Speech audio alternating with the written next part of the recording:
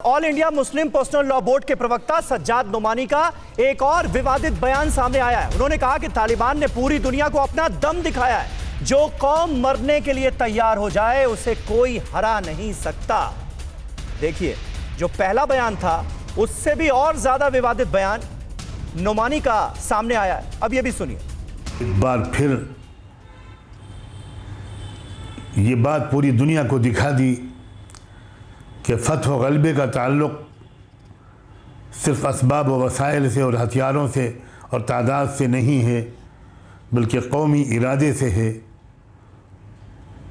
कुर्बानी देने के लिए तैयार रहने से है। जो कौम मरने के लिए तैयार हो जाए उसे दुनिया में कोई शिकस्त नहीं दे सकता। तो कासमी साहब, जो कौम मरने के लिए तैयार हो जाए उसे दुनिया में कोई हरा नहीं सकता, ये नोमानी साहब कहते हुए नजर आ रहे हैं।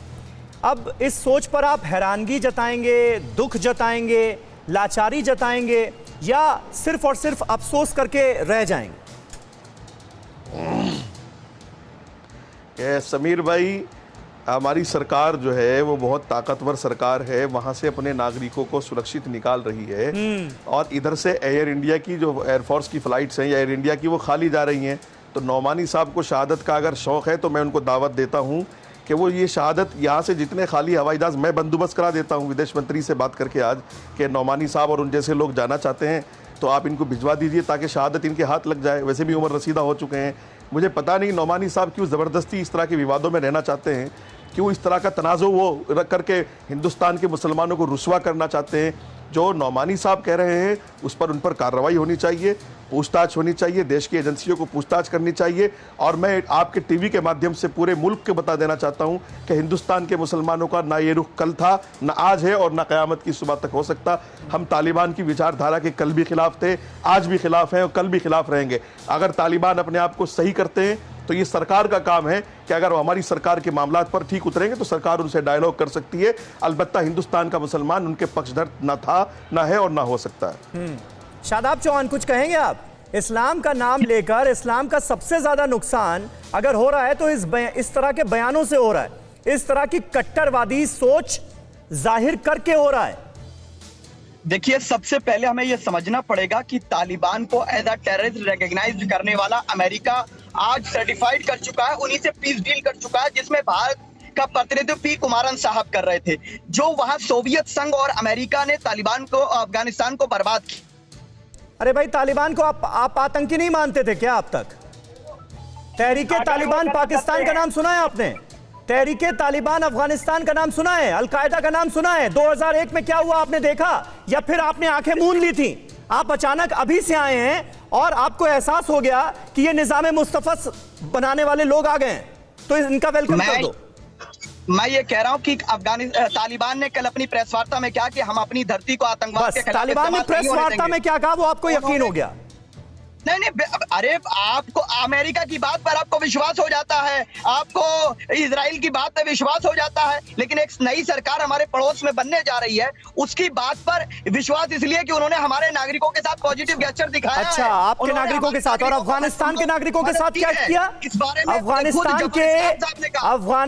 के लोगों के साथ जो सलूक किया गया, वहां की महिलाओं के साथ जो सलूक किया गया, जो कत्लो गारत मचाई गई, जो पाकिस्तान के तालिबान से उनका कनेक्शन सामने आया, लश्कर और जैश जैसे आतंकी संगठनों से उनका कनेक्शन सामने आया, वो कुछ नहीं, वो कोई मायने नहीं रखता। जफर इस्लाम साहब भाजपा के सांसद हैं, उन्होंने इस बात को स्वीकार किया कि तालिबान ने हमारे दूतावास और नागरिकों को सुरक्षित करने का प्रयास किया और हमें पॉजिटिव गेस्चर दिखाया। जब इस बात को सरकार के लोग मान रहे हैं तो क्यों नहीं मान लेते? टीवी पे तालिबान के खिलाफ चिल्लाने से याद रखिए नुकसान होगा। ये बात सरकार को करने दीजिए, डायलॉग का समय आने दीजिए। चाइना और पाकिस्तान और तालिबान इस्लामिक राज वहां पर लाने वाला है, इस्लामिक राज स्थापित हो जाएगा, निजाम मुस्तफा स्थापित हो जाएगा अफगानिस्तान में तालिबान के शासन में। ये कहना आप इस्लाम के हक की बात कर रहे हैं? बिल्कुल निजाम मुस्तफा तो हिंदुस्तान में भी होना चाहिए, हम तो तैयारी कर रहे हैं, लेकिन संवैधानिक तरीके से संविधान को आर्टिकल 14, 15, 21 को बदल कर नहीं। हम चाहते हैं कि सबको संपूर्ण मानवता को न्याय मिले। काम इलाही निजाम मुस्तफा का राज हो। हम हिंदुस्तान की बात कर रहे हैं। मैं हिंदुस्तान का नागरिक शादाब, ये हूं, वही हिंदुस्तान की गजवाए बात हिंद वाली जो करता हूं। सोच है ना, उसी तरफ जाते हुए नजर आ रहे हैं मुझे तो आप। ये नहीं, गजवाए मैं हिंद जो है ना, ये भारत का कभी कभी कामयाब नहीं हो भारत का सकता, नागरिक हूं और भारत क्योंकि के हित गजवाए हिंद सर्वोपरि का मेरे लिए जवाब भारत देने के लिए नागरिकों का जज्बाए हिंद सम्मान, काफी है यहाँ पर। भारत के नागरिकों का सम्मान, भारत के नागरिकों की सुरक्षा, उनके हित हमारे लिए सर्वोपरि है और उसके लिए प्रयासरत हैं। ठीक है, तो आप अपने स्टैंड पर कायम है ना, बर्क साहब की तरह पलट नहीं जाएंगे ना? जो हमने कहा कि भारत उनके खिलाफ अंदर देशद्रोह का न्याय- केस दर्ज हो गया है। मैंने कोई देशद्रोही काम नहीं किया। मैं भारत के हित के लिए बात कर रहा हूं, भारत के नागरिकों की हित की बात कर रहा हूं। मैं किसान का बेटा हूं, उत्तर प्रदेश से आते हैं। हम कभी भी देश के खिलाफ नहीं हो सकते। ये देश हमारा है। हम कोई बात ऐसी नहीं कहेंगे जो मेरे देश के खिलाफ होगी। हमारा इख्तिलाफ मोदी सरकार से हो सकता है, तालिबान का समर्थन लेकिन करते इसका रहेंगे। मतलब ये नहीं कि मैं देश के खिलाफ हो जाऊं। ये देश मेरा है, मैं अपने देश के खिलाफ कैसे हो जाऊंगा? आखिरी सांस तक देश के साथ खड़ा रहूंगा, यही मेरी पहचान है। तालिबान का समर्थन करते हैं ना? मैं हर सही चीज का समर्थन करूंगा, अच्छा, गलत का सही है विरोध वो। करूंगा। ठीक है, मैं ठीक है। हर गलत काम का विरोध करूंगा। अड़ी सोमवार से शुक्रवार शाम 6 बजे सिर्फ TV9 भारतवर्ष पर।